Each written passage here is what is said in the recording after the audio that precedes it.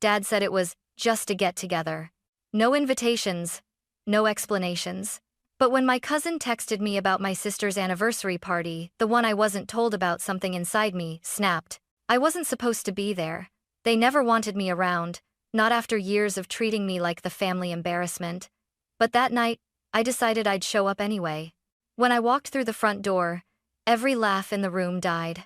Mom froze mid-smile. Dad's voice thundered. "What the hell are you doing here?" And my sister, perfect, flawless Madison, stood there clutching her wine glass, pretending to be shocked. She didn't know I'd seen it, her daughter sneaking something into my backpack. I checked, and froze. 30 minutes later, flashing red and blue lights painted the house. The police had arrived. It started with a single text. Thursday night, 9:47 p.m. My phone buzzed on the coffee table. "Hey Emily, are you going to Madison's anniversary thing on Saturday?" "Hannah." I frowned. "Anniversary thing? What are you talking about?" I typed back. 3 dots appeared, then disappeared, then appeared again. Finally. "Oh, you don't know? Your parents are hosting it at their place. Dinner, photos, the whole family's coming. I just assumed you'd be there." My stomach dropped. For a second, I just stared at the screen, reading the message over and over. No, this couldn't be real. I opened our family group chat, no messages.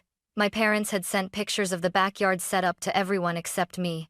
I called Hannah immediately. "Please tell me this is a joke." She hesitated. "Emily, I thought you knew. Your mom mentioned it at Aunt Carol's birthday last month. She said it was just a small family dinner for Madison and Derek." "She never told me," I said quietly. My hand was shaking so badly I almost dropped the phone. Not a word. Silence. Then Hannah whispered, "That's messed up. Do you want me to say something?" "No." I cut her off quickly. "Don't. I'll handle it." After we hung up, I just sat there staring at nothing. The clock ticked, the city hummed outside, but all I heard was my own heartbeat thudding in my ears. It wasn't the first time they'd left me out. Growing up, I was always the different one. Madison was the straight-A prodigy, the perfect daughter. I was the one who colored outside the lines, who chose art over law school, independence over approval. But this? Hosting a family celebration and not even mentioning it to me? That hit different. It wasn't carelessness, it was deliberate. The next morning, I texted Mom. "Hey, Hannah mentioned Madison's party tomorrow. Should I bring anything?" It took 20 minutes for her to respond. "It's just a small get-together, sweetie. Very intimate. We didn't think you'd be interested." A get-together. That's what she called it. Like shrinking the word could make the betrayal smaller too. I sat on the edge of my bed, staring at the message. My heart ached not from anger, but from recognition. I'd seen this pattern before. They always decided when I was family, and when I wasn't. I put down my phone and whispered to myself, "Fine, you didn't think I'd be interested?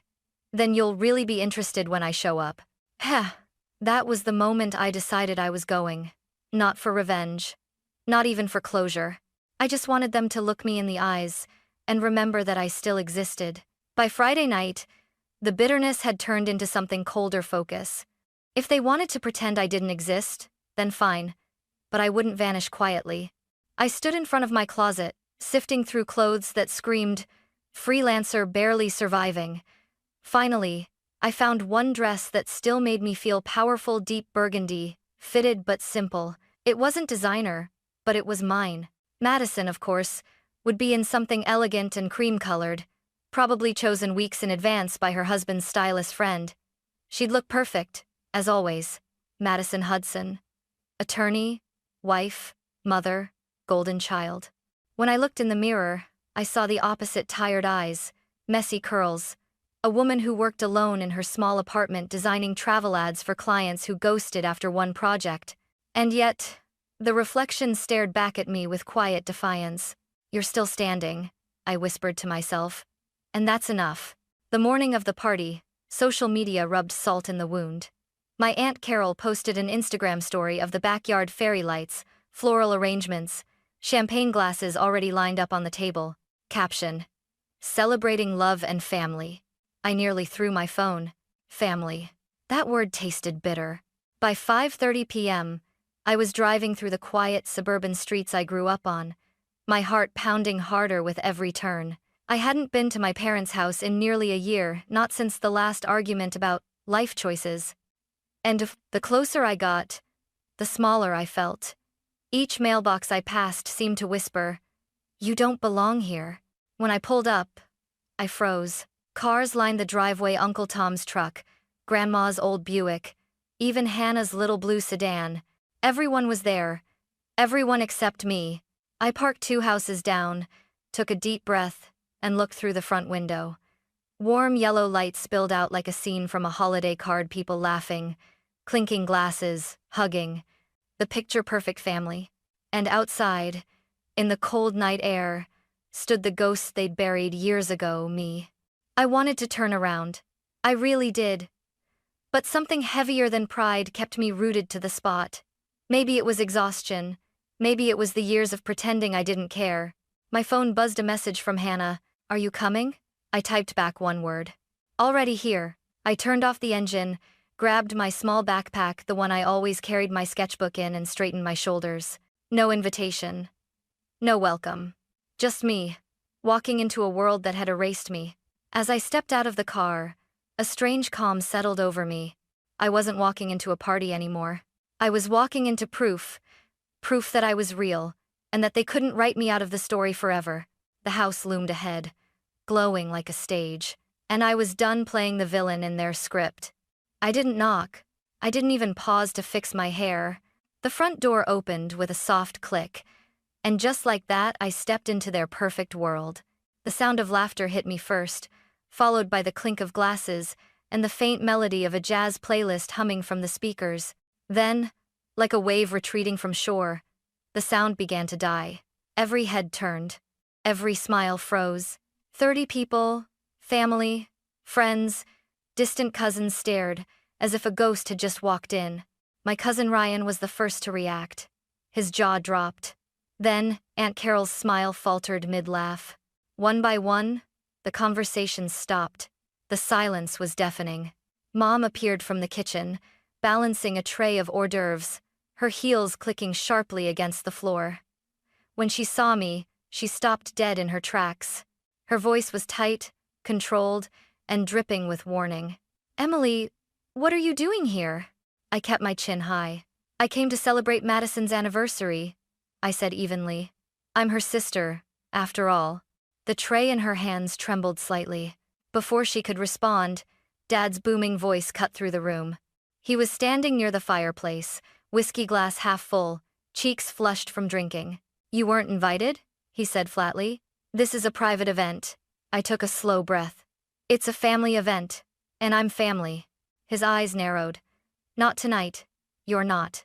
A low murmur rippled through the crowd, whispers, uncomfortable shifting, someone pretending to cough to fill the silence. Then Madison stepped forward, every movement graceful, rehearsed. Her blonde curls framed her perfectly made-up face. She wore a cream cocktail dress that probably cost more than my month's rent. "It's fine, Dad," she said smoothly, flashing that diplomatic smile she used in courtrooms. "Let her stay. It's not a big deal." Her tone was honeyed, but I caught the dagger underneath it.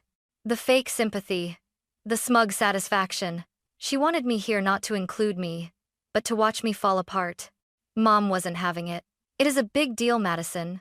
This is our home, and we decide who's welcome in it." All eyes were on me now, judging, dissecting, measuring how much humiliation I could endure before cracking. I could feel my pulse in my throat, but I didn't move. I stood there, clutching the strap of my backpack, letting the silence do what it always did in our family, choke the truth. Uncle Tom coughed awkwardly. "Well, maybe we should all just calm down." "Stay out of this, Tom," Dad snapped. Mom's tray clattered against the table as she set it down too hard. The metallic sound sliced through the room. I glanced around, at the perfect decorations, the glowing fairy lights, the expensive catering. They had spared no expense for Madison balloons in gold and white, champagne glasses glimmering under the chandelier. And yet, they couldn't spare one text for me. I swallowed hard, forcing my voice steady. "If you want me to leave," I said quietly, "you'll have to make me." Aunt Carol gasped. Someone's glass hit the floor. Madison's smile wavered for the briefest second, just long enough for me to see the flicker of annoyance behind her eyes. She had expected me to cry, to beg, not to stand there. For the first time in years, I wasn't running from my family's cruelty. I was staring it straight in the face. And the room, that perfect, polished room, had completely stopped breathing. Dinner was served like nothing had happened, but everyone's laughter sounded forced, brittle, hollow. I sat at the far end of the long oak table, next to the dessert plates, where no one would have to look directly at me. The silverware clinked too loud. The small talk was too polite. It was the kind of silence people fill when they're terrified of what might be said next. Dad broke it first. Of course he did. "So, Emily," he said, swirling the ice in his glass. "Still doing those little design projects from your apartment?" My fork hovered midair. "Yes, Dad. I actually have a few clients right now." "Clients?" he repeated, smirking. "You mean people who pay you to sit in your pajamas and play with colors all day?" A couple of relatives snickered. Mom joined in smoothly, her tone sugar-coated but sharp as a knife. "Your sister manages 2 kids, a husband, and a full law career, dear. You should really take notes." The table chuckled politely. Madison just smiled, that perfect, rehearsed smile. "Oh, Mom, don't embarrass her. I'm sure Emily's creative lifestyle works for her." Creative lifestyle. Translation: failure dressed as self-expression. I took a sip of water, pretending it was wine. "At least I'm happy," Dad snorted. "Happy? You call scraping by happy?" Mom added softly. "Not everyone measures success by money, sweetie. But successful people don't have to borrow from their parents every few months." That one hit hard. I'd asked for help twice, once when my car broke down, once when rent went up unexpectedly. I'd paid them back both times, but to them, that debt never expired. My jaw tightened. "I paid you back, Mom." "That's not the point," Dad said, raising his voice. "The point is you needed it in the first place. Madison's never asked us for a dime. She handles her life like an adult." I could feel every eye at the table pressing down on me. The humiliation burned hot and deep. Then Madison spoke, her voice calm, measured, but full of venom. "We're not trying to attack you, Em. It's just, you make it hard to be around you sometimes." "Oh, really?" I shot back. "Because I exist?" Her smile faltered. "No, because you always find something to complain about. You criticize my parenting, my job, everything I do. You act like the victim." "Victim," I repeated, my voice rising. "You planned a whole party and didn't even tell me. That's not me being dramatic, that's you being cruel." The tension was electric. Forks stopped moving. No one dared to breathe. "Enough," Dad barked. "We're not doing this here. You've embarrassed this family enough times." "Embarrassed you how?" I demanded. "By not being Madison? By not fitting into the perfect little picture you built for her?" His eyes darkened. "You gave up, Emily. You dropped out of law school, you threw away a future. You chose the easy path and now you're paying for it." "I didn't give up," I snapped. "I changed paths because I wanted something real." He slammed his palm on the table so hard that the glasses rattled. "You matter when you earn it, Emily." The room went dead silent. Even Madison's husband, Derek, shifted uncomfortably. I wanted to scream, to throw my glass at the wall, to make them feel the years of pain they'd buried under fake smiles. But I didn't. Instead, I smiled. A small, brittle smile. "Got it," I whispered. "I'll remember that." At that moment, a small figure brushed against my side. "Hi, Aunt Emily," a soft voice said. I looked down. Chloe Madison's 9-year-old daughter stood beside me, clutching a toy purse, her eyes wide and innocent. "Hey, sweetheart," I said gently, forcing a smile. "How are you?" She didn't answer. Her hand brushed against my backpack just a second too long. Then she turned and skipped back toward her mother. I froze. My heart gave a strange twist, like it knew something my mind didn't yet. Madison ruffled her daughter's hair, looking across the table at me with that same smug calmness, the kind that said she'd already won. I didn't know it then, but that little gesture, that single moment of contact, would change everything. And by the end of the night, someone in that perfect family was going to be in handcuffs. At first, I thought I imagined it, the light brush of Chloe's hand against my backpack. But the feeling wouldn't leave me. 10 minutes passed. Then 20. The conversations around me blurred into static. Laughter floated somewhere distant, detached, unreal. My palms were sweating. Something in my gut screamed that something was off. I reached down to adjust my bag and froze. It felt heavier. My breath hitched. I didn't even think. I just stood up, muttering something about needing the bathroom, and walked away before anyone could stop me. The hallway was quiet, carpet muffling my footsteps. My reflection in the mirror looked pale and uncertain, like a stranger wearing my face. Inside the bathroom, I locked the door and leaned against it for a long second. Then I set the backpack on the counter. "Please be nothing," I whispered. I unzipped it slowly. My heart stopped. Inside, nestled between my wallet and my sketchbook, was a small, clear plastic bag filled with pills.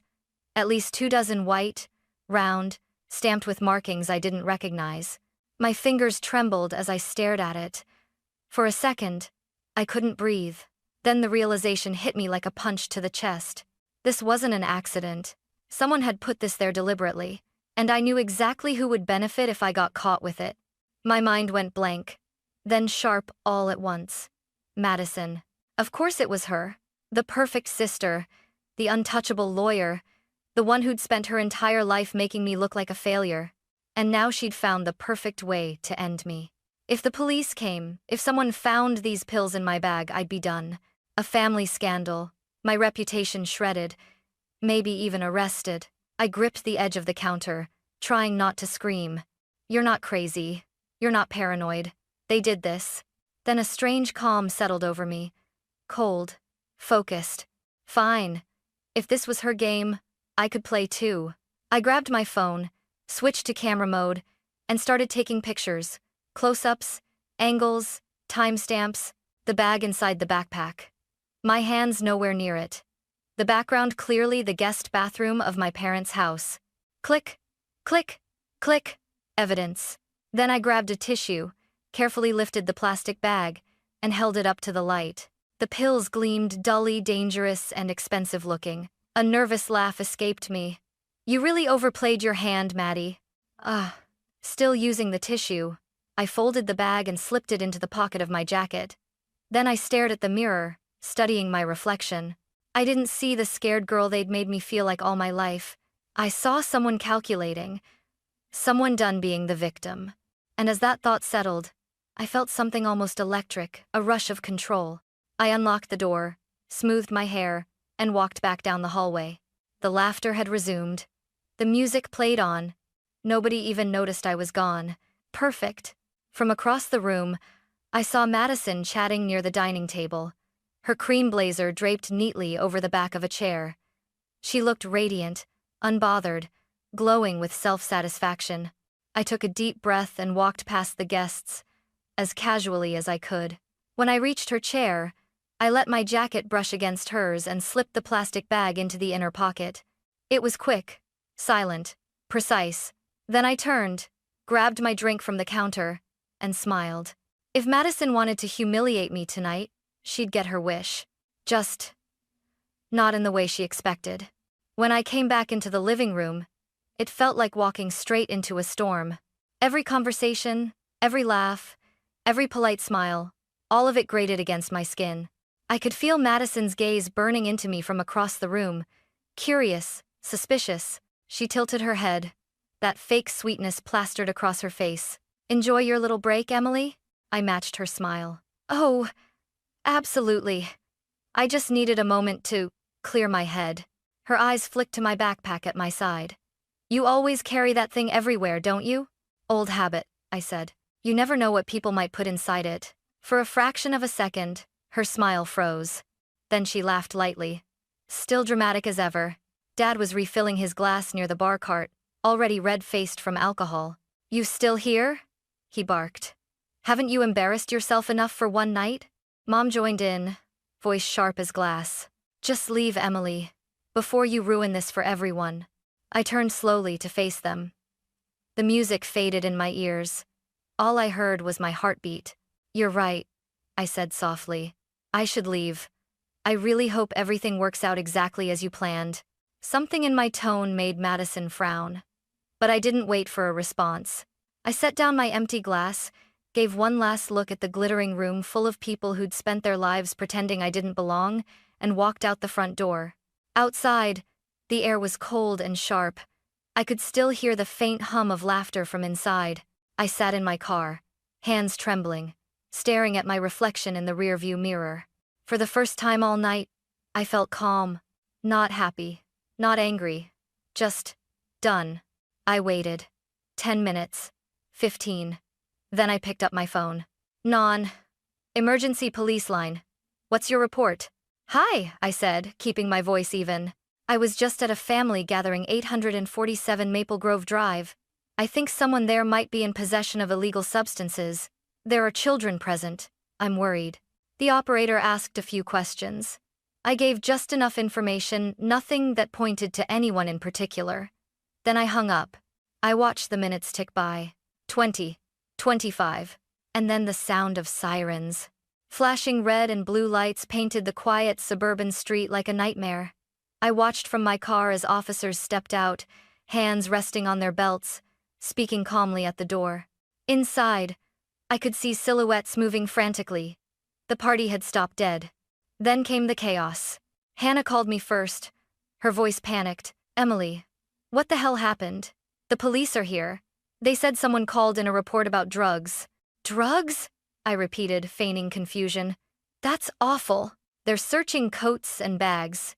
Everyone agreed because no one thought there was anything to hide. Madison is freaking out. Why? I asked, my voice level. Because... Hannah hesitated. Because they found something. In her jacket pocket. I let the silence stretch. What did they find? A bag of pills, Emily. Prescription painkillers. OxyContin, I think. They're arresting her right now. I exhaled slowly, pretending to sound shocked. Oh my God. Did you have anything to do with this? Hannah whispered. I stared through my windshield at the flashing lights in the distance, the shapes of officers moving in and out of the house, Madison's perfect world collapsing in real time. Why would you think that? I said quietly. Hannah didn't answer. The only sound was her uneven breathing. Finally, she said, if you did something, I don't want to know. But part of me thinks she had it coming. The call ended. I sat in the darkness, the cold seeping into my bones, watching everything unravel from afar. For once, I wasn't the one being blamed. For once, they were the ones explaining themselves. I wasn't sure if what I'd done was justice or revenge, maybe both. But as the police car pulled away from my parents' driveway, Madison sitting in the back seat, handcuffed and crying, I whispered something to the empty car. You matter when you earn it, right, Dad? Well, I just did. The night after the arrest, my phone wouldn't stop vibrating. Calls, texts, voicemails, each one more frantic than the last. Mom's voice came first, shrill, broken, desperate. Emily, you need to call the police and tell them there's been a mistake. Madison would never do something like this. You know her, she's not capable of that. Then Dad. His voice was rough, almost slurred. I don't know what game you're playing, but this family needs to stick together. Madison needs your help. You're her sister, damn it. I deleted every message without listening to the end. By the next morning, the story had already hit the local news. Prominent attorney arrested for drug possession and child endangerment. There she was, Madison's flawless headshot from her firm's website plastered under the headline.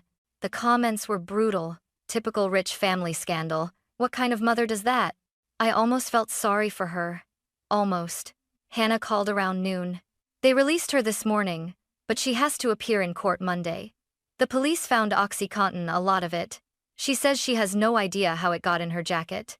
That's terrible, I said, my voice perfectly steady. Emily, Hannah whispered. I have to ask. Did you know? I stared at the sunlight pouring through my apartment window. Know what? That this would happen.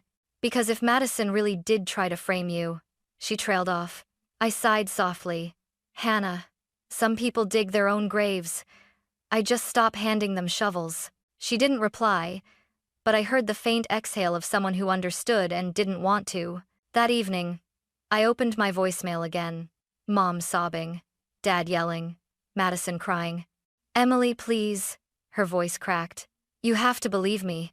Someone set me up. They're saying I used Chloe, that I told her to hide something in a bag. But she got confused. They might take my kids, Emily. Please, please help me. For a moment, I almost called her back.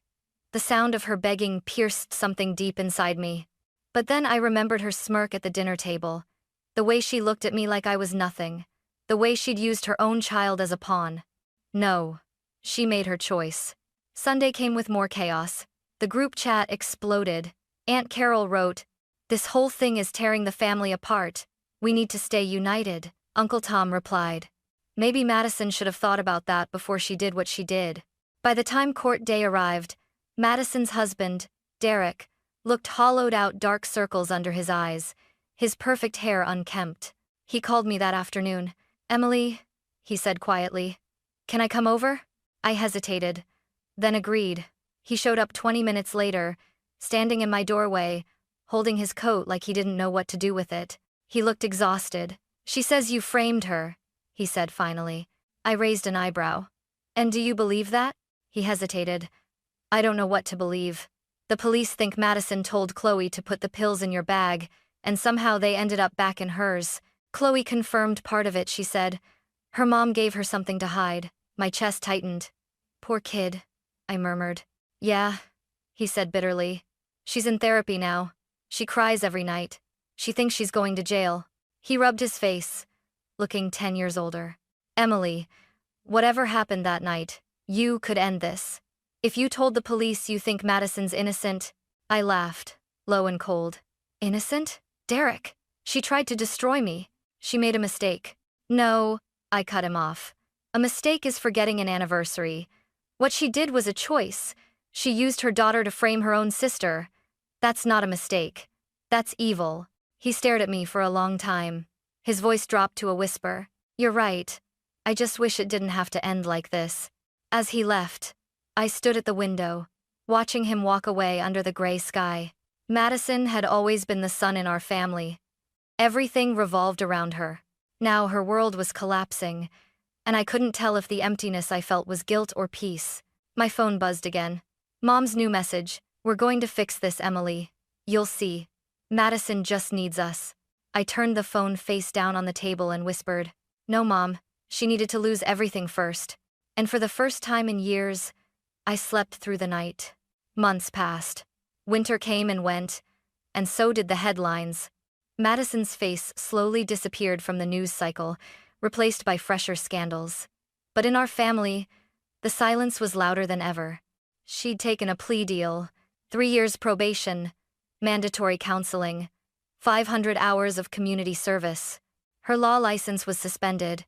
Her firm quietly removed her profile from their website.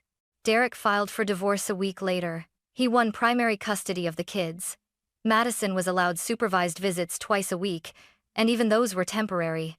Mom and Dad mortgaged their house to pay for lawyers and reputation management. They called it love. I called it denial. They still hadn't spoken to me, not really.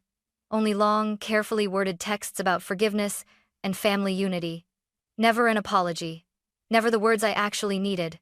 We were wrong, and I knew they never would. One cold morning in late March, I woke up to an email from a name I didn't recognize. From Dr. Patricia Walsh. Subject: regarding Chloe Hudson. My stomach tightened as I clicked it open. "Dear Emily, I'm Chloe's therapist. She's been asking if you're angry with her. She feels a lot of guilt and shame over what happened, and it's affecting her healing. If you're comfortable, a short message from you, even a sentence, would help her more than you know. Warm regards, Dr. Walsh." I sat frozen for a long time, staring at those words. Angry with her?